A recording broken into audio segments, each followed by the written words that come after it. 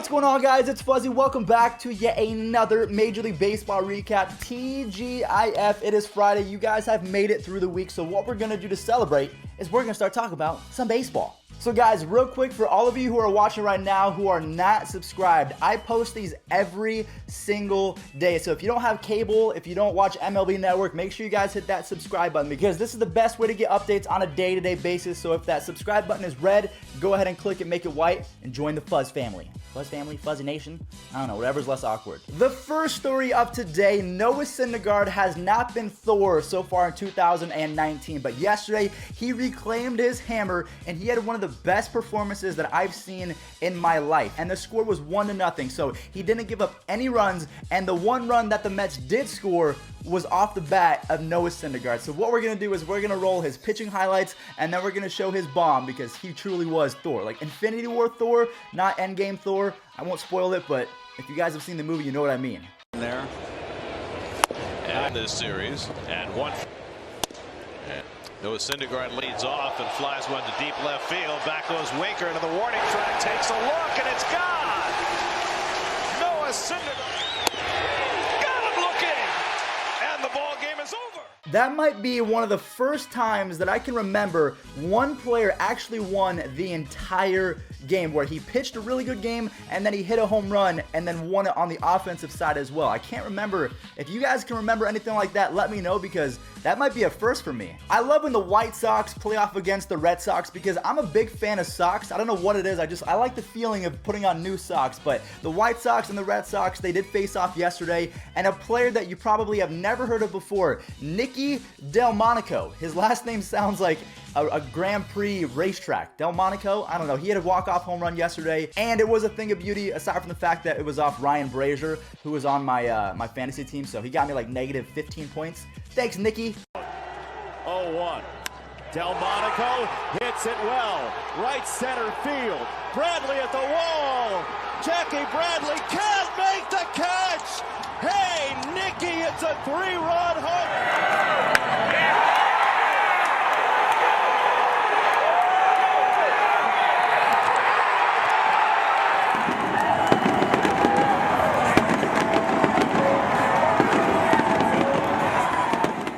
Finally, we get to talk about this next player because the first couple times that I brought him up, I butchered his last name, and you guys let me know in the comment section down below. Brandon Lowe, I kept saying Brandon Lowe of the Tampa Bay Rays. He came in clutch yesterday for his team with a 2-run jack. This guy is quietly having an outstanding 2019. So if you see Brandon Lowe in your fantasy free agents, go pick him up. He's probably going to hit 20 home runs, have 80-something RBIs. He's the real deal.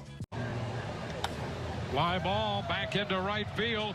Solaire's going to go back. That's got carry. Gone! Home run for Brandon Lowe. And the Rays take the lead. It's a 3-1 ball game. All right, guys, so now we have to get into the title of the video. Bryce Harper is being booed by the fans of Philadelphia. Where does he play? Philadelphia. So his own fans are starting to boo him, and this all started a couple days ago when he went 0 for 4. I'm not sure if he had 3 strikeouts or 4 strikeouts, but either way, the Philly fans, I'm not sure if he was prepared for it because they don't want a 231 batting average. Now, he does have 6 home runs and I think 21 RBI, so he's still being productive, but they want a 330 hitter if they're paying him $330 million. They want $1 million for every point of batting average. That's what they want. So they want 330 with 45 home runs and 120 RBIs. I mean, it's a lot of money, but, I mean, let's see if Frank Thomas can kind of talk this out. Last year, first half, he was awful. He did not have an all-star first half last year, and they expect that after signing a 13-year contract. Trust me, they booed Santa Claus. They will boo Bryce Harper. Bryce Harper's got to come with it every day in that ballpark, play with his hair on fire, use the whole field. Once he uses the whole field, he'll get back to being the hitter that we all know. So I think that Frank Thomas really had the best approach to this. One, he told Bryce Harper how to get out of the slump. If you start going the opposite way, if you start bunting and using the entire field, you're going to have better success. And then the second point is people find a way to boo Santa Claus. So people just really find any reason to boo. It's in our nature to kind of hate. I don't know why that is. I wish that more people were nice. But you know what? Baseball's baseball. He's getting paid almost $27 million a year. You got to get that average up. You got to do it. So now I'm going to turn it back to you guys. What do you make of Bryce Harper so far in 2019? Do you think that he is going to be a stud? Do you think that he's been underwhelming? I'm actually curious to see what you guys think, because I think he's been the exact same player as he was in 2018. He was really bad in the first half. He turned it on in the second half. I'm just not really too sure what to make of it, because I'm a biased Bryce Harper fan, so I'm going to turn it back to you guys. So when Bryce Harper was coming up from high school to the minors and then eventually the pros, the one guy that he was always compared to was Mr. Mike Trout, and I think that discussion has fully been closed, because now Mike Trout is closer to Barry Bonds, Ken Griffey Jr., and Babe Ruth, because he might be in the GOAT discussion already. So what we're going to do is we're going to go ahead and show a home run from Mike Trout, who absolutely destroyed this baseball, and then after that we're going to go ahead and roll a clip of Nolan Arenado destroying baseballs as well. So if you imagine if you had Mike Trout and Nolan Arenado on the same team, the best player from the NL facing off the best player from the AL, that'd be crazy to watch. To the payoff. And Trout skies one out toward left center field. Teoscar Hernandez drifting back to the track at the wall. Gone!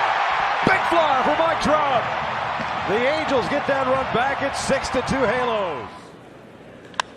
And there's a drive deep to left field. And he's hit another one. Two-run homer for Nolan Arenado. Last night, more of the same here today, 7-0. Yep, 3 unearned runs. Inning should have been over a while ago. Alex Bregman is back to doing Alex Bregman things. The Astros faced off against the Minnesota Twins. He hit an absolute rocket, but it wasn't enough. The Twins, they scored 6 runs in the 4th inning. The Twins, their offense is not anything to mess with in 2019. Their pitching, their bullpen, but they're going to score a lot of runs. Bregman, high fly ball to left field. Rosario back. He's at the track. He's looking up. Bregman's hit a home run. Homered the opponents. This ball hit well to center field. It's not just the home runs. And now another ball drilled into the corner. And another run scoring without a home run. I really like this next team, the San Diego Padres. One day they play really well, another day don't really play as if they have chemistry or anything like that. But I do like the San Diego Padres. Ian Kinsler, the second baseman, has had a really bad start to 2019. But yesterday he was able to turn back the clock and show the world. You know, he used to be one of the best players in the league, especially when he was on the Rangers. I don't know if you guys ever kept up with his stats, but the dude was a monster. But aside from that, the entire Padres team came together. They destroyed the Braves. So for all you Braves fans, you might want to cover your eyes, because I don't know if you guys want to watch this. Innings allowed 1 hit. In the air to left field, sending Culberson back towards the track at the wall, and that ball is gone. Home run. On the ground, deep short. Machado's got a long throw, and he'll make it. What a play.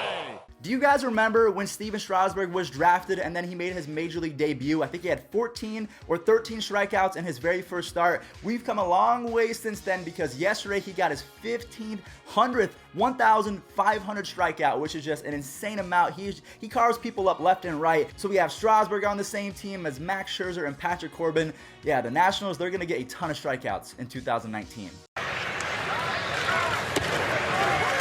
Got him, number 1,500, and yeah, I don't care if it's the opposing pitcher. 1,500 is a great number. Alright guys, well, that's going to do it for today's video. There was not a ton of news from yesterday, but I wanted to be a little bit more serious. I try to throw a few little funny beans in here, but I try to keep it a little bit more concise and more to the point in today's video. So if you guys want to see more recaps like this, let me know. But if you want me to just keep it funny, keep it lighthearted, I can also do that as well. But thank you all so much for watching. We might hit 94,000 subscribers by the end of today. So if we do that, I just want to say thank you guys for everything. The support that you show me on a day-to-day basis is just unreal. So make sure you guys slap a like on this one and turn on those little bells, because I know a lot of you guys don't watch these videos if you don't have the bells turned on. So make sure you guys do that. But either way, hope you guys have a great rest of your Friday. TGIF, go have some fun, okay? This is the one day where you can go watch Endgame and play video games all day long and not care. But once it comes to Sunday, do your homework. All right, guys. Rosario drives one to right center field. Reddick a long run, a diving catch by Josh Reddick. It's just for some reason, that short wall, he wants to go deep. Watch his hips. His hips is clearing before the ball's halfway to the plate. Bryce has got to stand on pitches and get the ball get deep, and he'll have much more success. Just like Cody Bellinger this year. He's letting the ball get deep, and in that small ballpark, he should let it get deep.